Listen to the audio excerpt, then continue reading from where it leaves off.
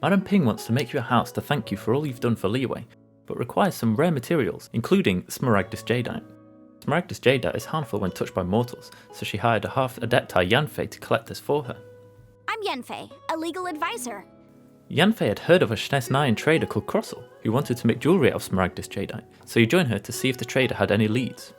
The trader rented out the earrings to another merchant under the terms that, if the merchant lost it, they must pay him the value of the earrings, and if the earrings turn out to be fake, he owes her 10 times the predicted value of the real item.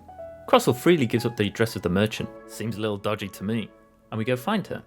Turns out the merchant lost the earrings and is trying to find the money to pay back Krosl. Oh, whatever shall I do? However, Yanfei is a legal advisor and comes up with a plan. We go back to Krosl, who is angry that the earrings are lost. You lost them? Are you serious? And ask Yanfei to find the value of the earrings so that the merchant knows how much to pay him. We then go on a wild goose chase, talking to the man who processed the Smaragdus Jadeite ore. He brought me a piece of ore, claiming that it was Smaragdus Jadeite. The owner of Mingxing Jewellery, who found a jewelsmith for Krosl to make the earrings. Came to me with a chunk of something he called Smaragdus Jadeite. And finally, Bezu Pharmacy to get a letter from Dr. Bezu confirming what we were already told. Smaragdus Jadeite is harmful when touched by mortals. Best case scenario, they fall ill. Worst case scenario, they'll suffer great changes in personality. Yanfei also confirms that all of these people who worked on the Smaragdus Jadeite touched the Smaragdus Jadeite and didn't have any side effects. You'll never guess where this is going. We head back to Krosl, who smugly asks for the value he is owed, and Yanfei confirms that it's actually him who owes the merchant 10 times the predicted value, as the Smaragdus Jadeite was fake. Sure. Wait, what? Me pay her? After asking for proof, we show Krosl the evidence, showing that all these mortals that had touched the Smaragdus Jadeite were unharmed by it. Krosl finally admits that it was not the real Smaragdus Jadeite, as he had also discovered the harmful nature of it and couldn't sell such a dangerous item. This sort of stone cannot be worn as jewelry. But how could I let all that money go to waste?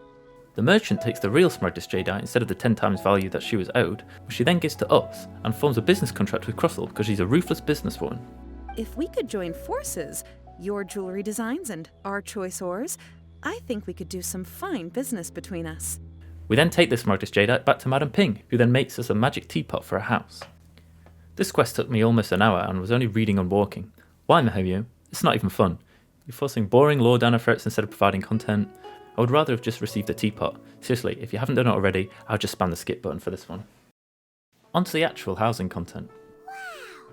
This teapot seems even bigger inside than Madame Ping's. There's even a great big house in the middle, too.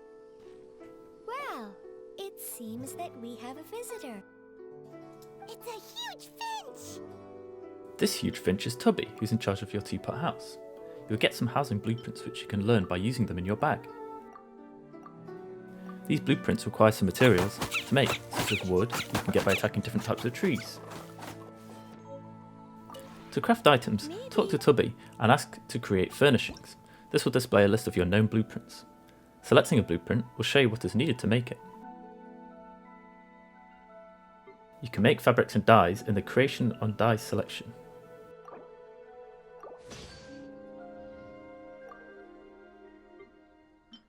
Once you have the needed supplies, select Create, and you can see how long it will take to make in the creation queue.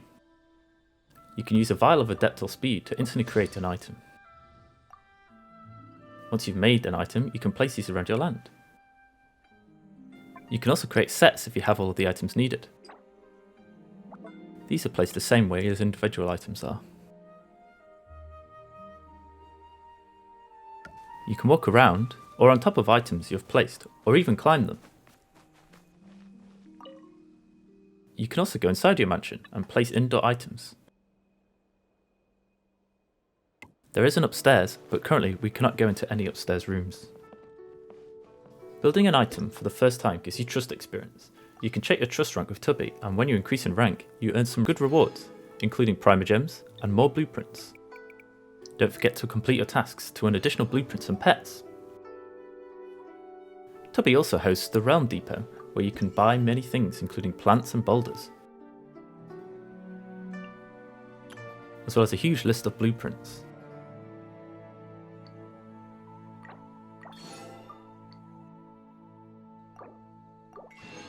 Every Friday, Chubby will appear at your teapot house. He provides random rare items, including animals such as dogs, cats and even boars, as well as land. On Saturdays and Sundays, your friends can buy any remaining items from Chubby if you haven't already bought them, so make sure to buy the items you want first. It looks like land pieces can be placed inside of each other. You earn money over time, which can be collected when checking your trust level. This has a limit, so make sure you collect it often. There are also 2 new weekly Battle Pass tasks connected to housing.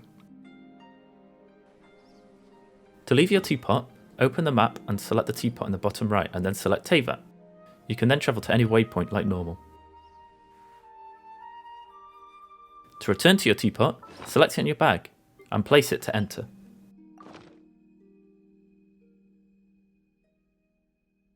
The housing update seems pretty big, with lots of items and buildings to unlock. Other than the quest, I think it's a great addition to the game and gives a nice change of pace. If you enjoyed this video, please give it a like, and if you haven't already, please consider subscribing.